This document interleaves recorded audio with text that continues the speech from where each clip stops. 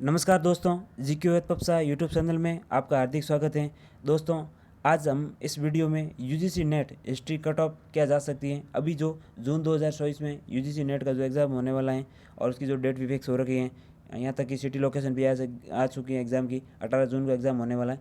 तो एक एग्ज़ाम देने से पहले हालांकि सभी अभ्यर्थियों ने या बहुत से अभ्यर्थियों ने या जो सीरियस कैंडिडेट है उन्होंने पिछली कट ऑफ देख ली हो और एनालिसिस भी कर लिया है कि इस बार हमने कितना नंबर लाने और हमें अपनी तैयारी किस हिसाब से करनी है। फिर भी हम कुछ बात कर लेते हैं इस मुद्दे पे। बहुत से ऐसे अभ्यर्थी होंगे इनको पता नहीं कितने नंबर लाएंगे तब हमारा नेट क्वालिफाई होगा।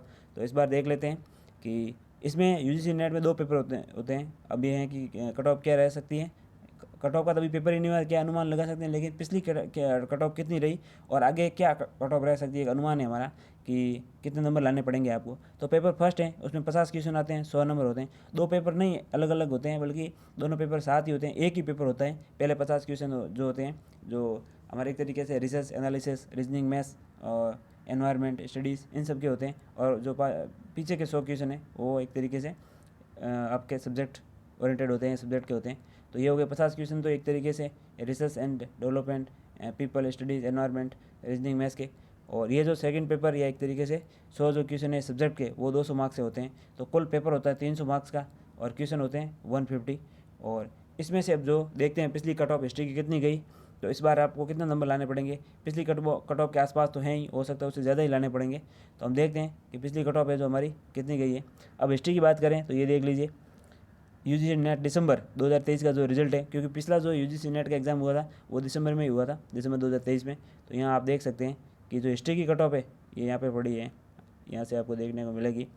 तो हिस्ट्री की कट ऑफ अगर हम बात करें अनरिजर्व कैटेगरी की, जनरल की बात करेंगे तो 182 कह सकते हैं, 182 नंबर लाने पर आपका है जो यूजीसी नेट क्वालिफाई हुआ है जनरल कैटेगरी के लिए।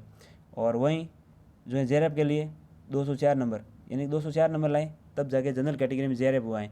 ओबीसी की बात की जाए तो ओबीसी की ये कट ऑफ देख लेते हैं। ओबीसी का जो नेट क्वालिफाई हुआ है वो 170 पे हुआ है। 170 नंबर जिसके हैं उसके नेट क्वालिफाई हो गया था।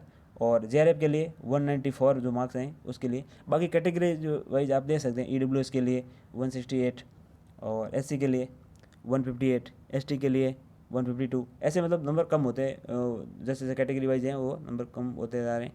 तो हम कुल में मिला के ये कह सकते हैं एक तरीके से कि आपको 170 नंबर, या फिर जनरल की बात की जाए तो जो है